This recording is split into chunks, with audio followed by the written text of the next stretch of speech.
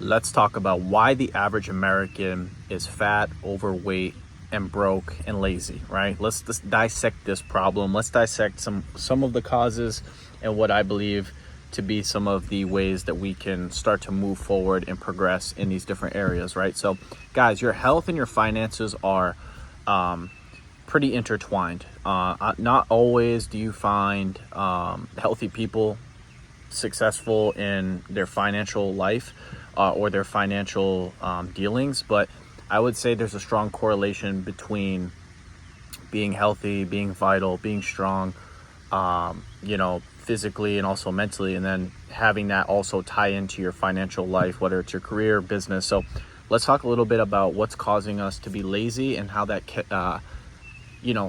how that connects to our health and how it connects to our finances, right? Because if you don't have your health, you don't have anything, right? Obviously, you've heard, health, the saying, health is wealth.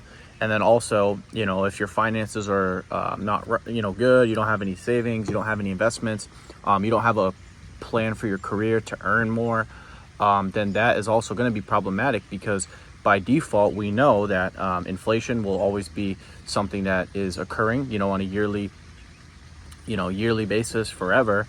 It has not stopped, right? It's slowed down, but it hasn't stopped as a process.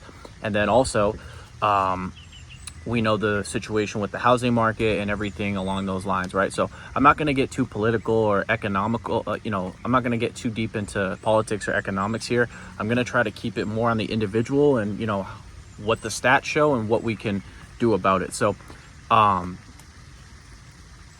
the average adult spends about 7 hours a day on their phone, right? So as it pertains to laziness, you have to look at technology as something that's obviously relatively new. And with that being said, 7 hours a day you're spending on your phone, right? Whether that's some of the time at work or, a good chunk of it is after work or before work, then it bears to show that that's probably causing some of the problems as it pertains to productivity, right?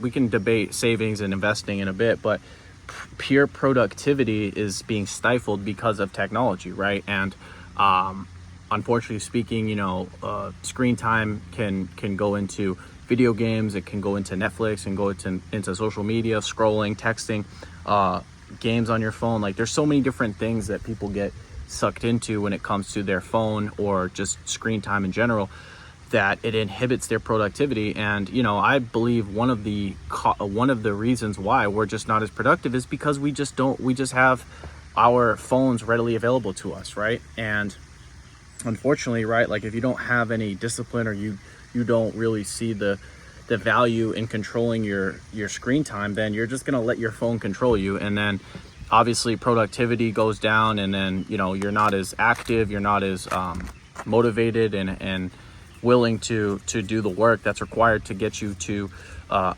exceptional stage in life, right? So that's one thing.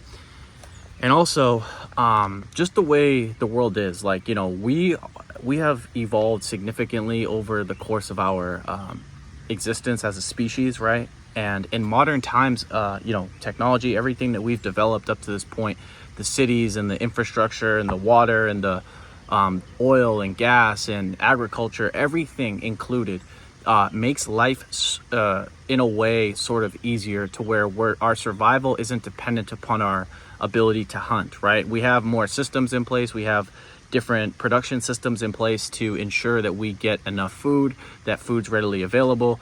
And as a result of that, we just find that there's not really a need to do too much, right? Once you have your basic needs met, the average person doesn't really look at life as an incentive to go out and figure things out, because if you have enough to eat, right? If you have enough to consume to survive, most people aren't going to do more than is required of them to get through the day. So with those systems in place, that could also give us a degree of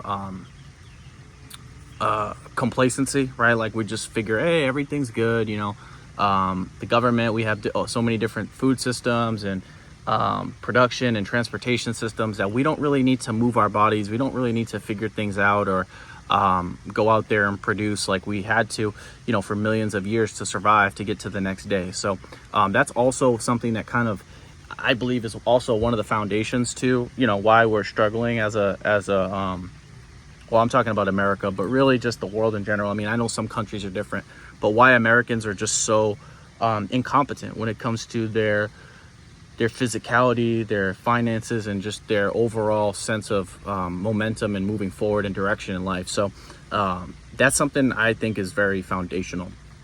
And then also in 1961, going along the lines of health, the average person consumed 2,100 calories a day. So back in the 60s, this was before the internet, this was before all this shit, right? When we were just, for the most part, working, our jobs and just living life sort of out of the technological realm, people weren't consuming as much, right? And, you can debate whether that's due to us, the technology not being there.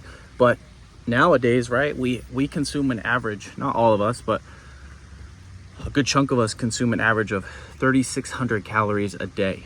So over the past 70 years, we've almost doubled the amount of calories that we're putting into our body. So again, does that explain the obesity problem? Of course, it probably explains a good chunk of it, right? Not all of it. 23% of adults aren't, or 23, I think it was like the CDC said like 23% of adults are only get enough exercise, only 23% out of all of us here in America. So we're not moving, we're not consuming. What does that lead to? That leads to what? Us being fat, us being, more stationary, more, just wanting to just lay about, right? And again, most people, when they're fat or they're laying about, they don't see it as a problem until there's like a risk of death. Like, hey, if you're sitting down all day or you're just laying about, but hey, guess what? You go to the doctor and they tell you in 2 months you'll die from heart disease. Well, yeah, you might start taking your health right? So my point being is that like we are only going to rise to the degree that our survival is in threat. If our survival is not in threat, we will continue to eat the cupcakes, we'll continue to eat the pizza, we'll continue to spend the 12 hours on our screens, we'll continue to not want to work hard, not want to learn, not want to educate ourselves, not want to go through processes that require long-term thinking and discipline. And as a result of that, again, you just will see the perpetual continuation of mediocrity and the decline in exceptionalism, right? Whether that's in health, whether that's in finances, or just human innovation, whatever the case may be, right? I'm not saying we're just going to completely flat out, right? But is it going to be, are we going to rise to the exception that we can? I don't know, right? I don't know. It's, again, like, I don't think, and this is just my opinion, but again, I don't think that we're going to rise to the degree that we can unless there's a severe threat. We for the most part, not all of us, but I would say a good chunk, people only rise to the degree that their survival is in threat, right? If you're going to die and your doctor tells you, hey, for a whole day you need to not consume any calories, you'll probably go the whole day without eating, right? So same goes for money, right? Like if you're living paycheck to paycheck, right, or if you're about to get evicted, right, then you'll probably start to figure out how you can get some money, right? You might have to work a few extra shifts or pick up a second job for a little while, right? So my point is, like, we wait till things get so bad, humans in general, like we see how much we can get away with as far as our laziness and our inadequacies, that we don't realize that it's too late until we're damn near dead or homeless or on the brink of like death, right? Or in the late stages of a disease or something. So I think a lot of you guys, I don't think are along that path. I think most of you guys are on the way to an exceptional life in pretty much most areas, but explaining the existence of most people, it doesn't seem that most people are on that path. It seems like most people are on the decline. They're either stagnant or on the decline, right? So and again, we don't want that, obviously, but there's I say this quite a bit to myself and to some people I know, but hey, sometimes life exists in polarities, right? There has to be winners to be losers. There has to be rich people to be poor people. There has to be fat people to be healthy, in shape people. So not everybody can be in shape and, in great physical, mental condition and have their finances, have an abundant source of money, right? But can we lessen the degree of people that aren't doing well in those areas? I think so. So yeah. And let's talk a little bit about money. So the average household, right? So men and women combined, or just men living by themselves or women living by themselves or whatever, owes $104,000 in debt. So that includes mortgages, that includes credit cards, that includes student loans, that includes car loans. So with that being said, if most people are in debt, that means that a good sum of people aren't even able to get to baseline, right? So forget, living out a great life, or being healthy, or being a great leader, or someone who's doing well in a business, or any form of exceptional performance, right? Whatever that takes place in, most people are like not even at baseline, right? So why is that? Why are so many people in debt? Well, again, it goes back to, our lives just being easier now, right? And then also, to some degree, it's that we've just been taught things that aren't important. Like when I go back and I think about school and I think about my upbringing as far as my education and, different things being taught in school, I just really analyze it now and look and see, wow, like there is so much shit that was put into my brain for 12 years that has literally nothing to do with my current existence right now and what I need to focus on in my life right now. Out of 100% of the things I learned, 95% of it is non-applicable to anything that's going on in my life. My relationship, my finances, my health, the trajectory my life's going on.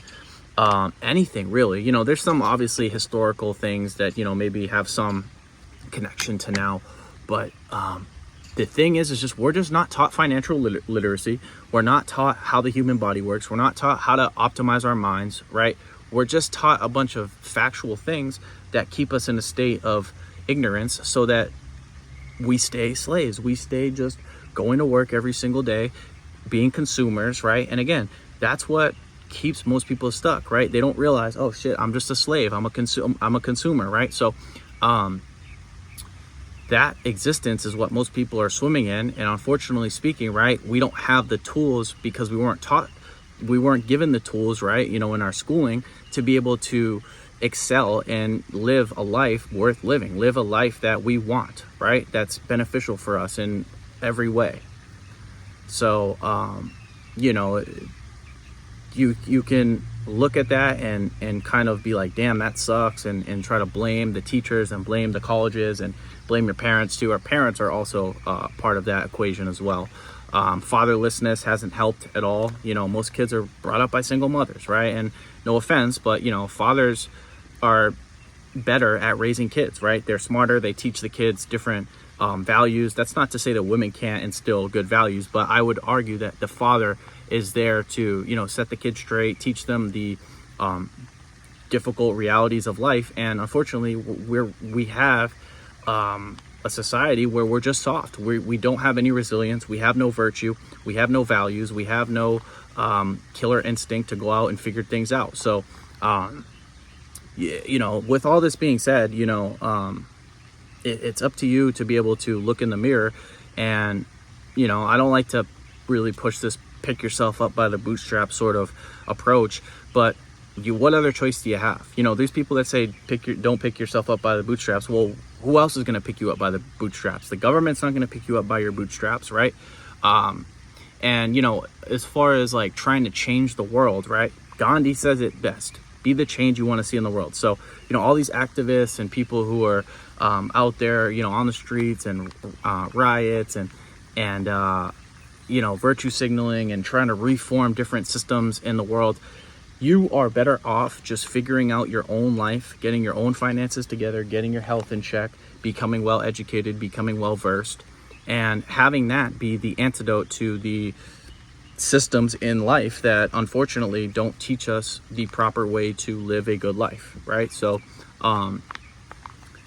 it's not easy, right? Like having to unfuck your brain from all of the programming and all of the things you thought were true, you know, like going to college and getting a degree and getting married and getting a car, getting a mortgage, and not having a plan for your future, not knowing how to invest. Like, you know, there's a wide rabbit hole of digging to start to figure things out in life as it pertains to your health and your finances and your direction and where you're going and where you see yourself.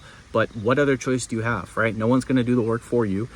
And unfortunately speaking, you know, we look to other humans for guidance and help, but guys, like, everyone's in the same boat. Everyone's trying to figure things out. Everyone's for the most part self-interest. You know, we have self-interest. So, you know, to the degree, we're only going to help each other to the degree that we get some benefit from each other, right? That's the transactional nature of what we do as human beings, right? That's how the world goes around. So it's not to say you should have a cold outlook on humans and the world, but that's just to say that you should put a lot of the ownership on yourself to become the most exceptional human being that you can become, right? And that starts with your finances, that starts with your health, and that starts with you learning, you know, reading, studying, and basically becoming someone who is valuable and someone who can lead, right? Whether that's in government, whether that's in business, whether that's in the field of education, although I think education to a large degree is corrupt, academia, right? But, you know, we need some people that can stir the pot, right? And, you know, as far as you go, you know, you have the tools available to you. You have the internet. There are opportunities all around us, right? So as hard as it is, and, you know, as gloomy as these statistics may seem, right? There's, on the other end, like an endless limit of there's an endless amount of possibilities available to us, right? It's just about us figuring them out and you know, executing on our habits, right? Executing on your health habits, making sure you're sleeping, making sure you're eating well, making sure that you're saving money and investing money, right? Making sure that your whatever career or business you're in, making sure that that has a long-term trajectory and that you have a growth mindset applied to whatever you're doing so that you can maximize your earning potential, right? So all of these things included are what is going to, you know, make up a great human being, right? And it's what's going to make you exceptional and help you live a life that most people can't live, right? Most people can't live a life where they're financially free, where they have choice, where they have abundance, where they have time to study and time to learn and time to you know, just be, realistically speaking. So anyways, guys, that's it. That's all. I hope you guys enjoyed this video. If you guys enjoyed this video, make sure to give it a thumbs up. If you're new to my channel, make sure to subscribe. If you guys have any questions, comments, feel free to leave them down below. And as always, I will talk to you guys soon. Peace.